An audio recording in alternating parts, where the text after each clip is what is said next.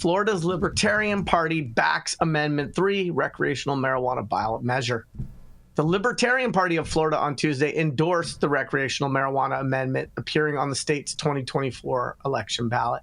The Libertarian Party of Florida is pleased to endorse Amendment 3, which marks a significant step forward in the legalization of marijuana, said Matthew Johnson, the party's vice chair and communications committee chair, in a statement. This amendment reflects the growing recognition that individuals should have the freedom to make their own choices regarding cannabis use. Amendment 3, if it gets at least 60% of the vote in November, would allow non-medical marijuana possession of up to 3 ounces with no more than 5 grams in concentrate form for those 21 years older and up. But the party also says the amendment doesn't go far enough since it doesn't allow homegrown cannabis. That would ensure individuals have the ability to control their own supply and reduce dependence on commercial entities, Johnson said. Among other things, the party stands for the proposition that all individuals have the right to exercise sole dominion over their own lives and have the right to live in whatever manner they choose, so long as they do not forcibly interfere with the equal rights of others to live in whatever manner they choose. Smart and Safe Florida, the group behind the amendment, has largely been funded by Trulieve, Florida's largest medical marijuana operator. This announcement by the Libertarian Party of Florida is not only an endorsement of legalizing adult use marijuana, but also a testament to their steadfast commitment to bolstering individual liberty, said Morgan Hill, spokesperson for Smart and Safe Florida, in a statement. We're proud to have support from all sides, transcending partisan politics, all affirming that our campaign to create a safer Florida is universally the best path forward for all Floridians. The amendment has faced stiff opposition from GOP leaders in the state, including Governor Ron DeSantis, who accuses it of being written very broad and says it would make the state reek of weed. This is Yarrow Kubrin, High at 9 News. I'd like to hear what my other panelists have to think. I literally hate that excuse about reeking of weed. I just hate hearing that. It's like chalk. I mean, it's like nails on a chalkboard to me. Well, in all fairness, Todd, I mean, one thing I think most people don't realize, or the average smoker, is that out in Florida is very humid. I think everyone knows that.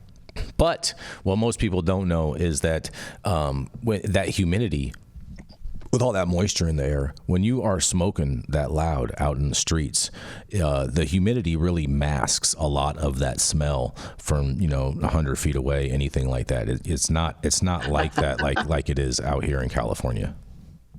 Or even in Nevada. I did not know that. You can smell it everywhere in Nevada, but who cares? Who cares? I'm going to call bullshit. Jason, I've smoked a lot of weed with you in Florida, and people were looking at us hella funny. Yeah, but they were right next to us, Saman. I'm talking about the people like a little bit of a distance away.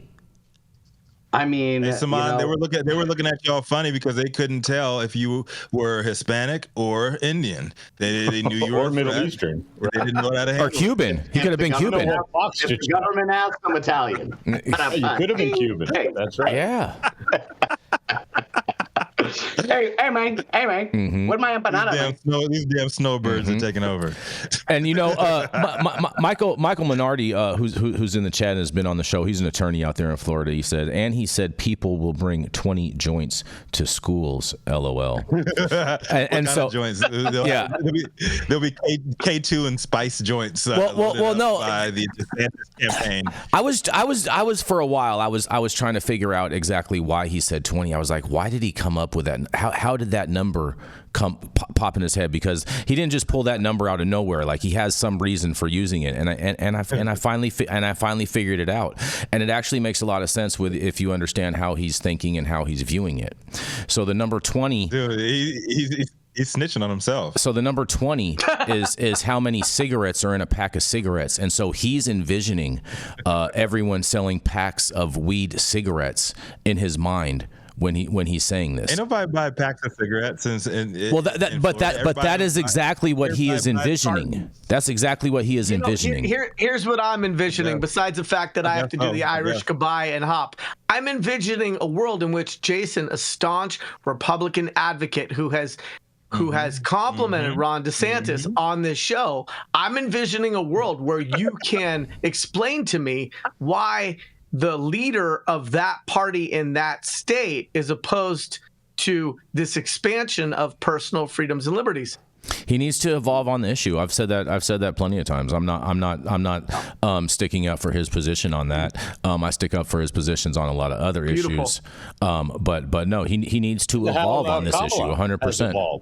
Yeah, because his position is an imposition, and it is incongruent with the Republican stated platform of personal freedoms and less restrictions on liberties. And so when you've got sort of broad bipartisan support for this, including the Libertarian Party coming on board, I just my hope for him is that he aligns himself with the right side of history on this. Mm-hmm. Well, I know there was a lot of political chatter on today's show and everything, but I think it's very fitting that your story, Yarrow, is how the Libertarian Party is going against their leader of the state, just like the National Libertarian Party booed the presumptive candidate off the fucking stage at their convention. What's going on here, Jason? Wait, what are you saying? Changing. What are you saying? Donald Trump. Donald Trump being booed off the stage at the Libertarian convention. Oh, that's because I can tell you exactly right now why that is, because the Libertarian Party is split in half. They're totally divided in two. They're almost worse than the Democrats are right now, because their party really isn't even a party like that. Like the Democrats at least are a party and have money. But the independents are just as split or fractioned as the Democrats as far as what we're watching right now unfold before our very eyes. Burn it down, man. Burn it down. You ready for Saman, Rico? You ready for Saman? No answer to that. I just gave you the answer. I just told you why. Because they're fractured. There's a far left side on the independent side, and there's a more generally conservative side on the independent side, and there's a divide within that party right now.